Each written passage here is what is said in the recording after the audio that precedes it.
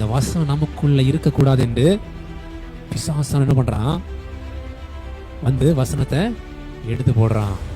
ஆனால் தேவன் என்ன பண்றாரு, தேவனுடைய வசனம் தான் என்னது நமக்கு ஜெயத்தை கொடுக்கும்.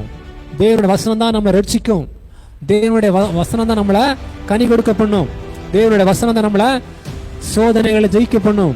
தேவனுடைய வார்த்தைகள் தான் நம்ம என்ன பண்ணும், பிரபஞ்சத்துக்குரிய கவலைகள் நம்மளை விடுதலையாக்கும் என்று தேவன் அறிந்திருக்கிறபடினால அவர் என்ன பண்றாரு, அந்த வசனத்தை நமக்குள்ளாக, நம்முடைய இருதயத்திற்குள்ளாக வைக்க வேண்டும் என்று அவர் முயற்சிக்கிறார்.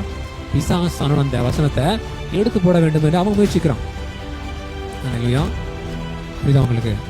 தேவனுடைய வசனம் தான் உங்களுடைய வாழ்க்கையை தீர்மானிக்கிறதா காணப்படுகிறது.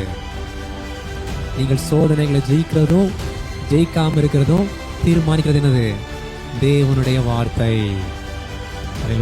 நீங்கள் கனி